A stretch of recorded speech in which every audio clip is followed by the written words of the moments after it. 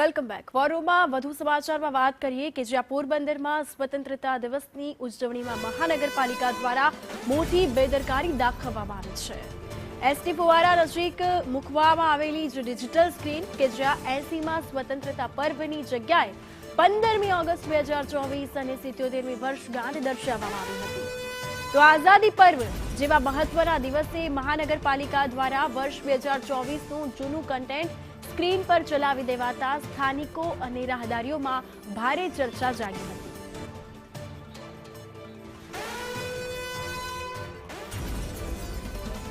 તો આ સાથે વધુ માહિતી માટે મેયર સાગર મોદી અમારી સાથે જોડાઈ ગયા છે. સાગરભાઈ, સ્વાગત છે આપનું સંદેશ ન્યૂઝમાં.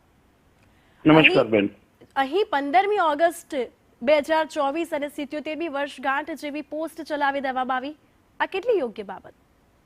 બેન, આમાં હું આપણે ખુલાસો કરવા માંગુ છું કે આ વિડીયો 12 તારીખે રાતનો છે, જ્યારે માત્ર ઇન્સ્ટોલેશન થતું હતું અને આ ડેમો જ્યારે ચલાવી રહ્યા હતા, જ્યારે ડેમો ચેક કરી રહ્યા હતા ત્યારનો કોઈ વિડીયો છે.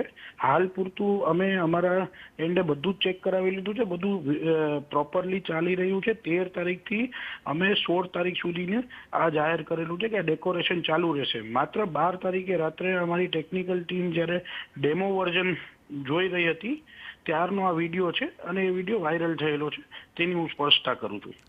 બિલકુલ, પરંતુ અત્યારે લોકોમાં આ અંગે કુતૂહલ સર્જાયું છે, ચર્ચાઓ જાગી છે, તેનું શું?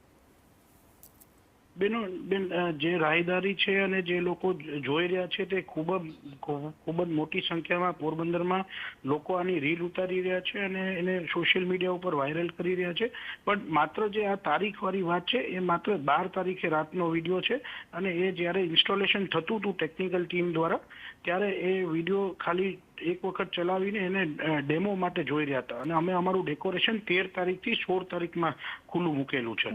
બિલકુલ સાગરભાઈ, જાણકારી બદલ આભાર આપનો.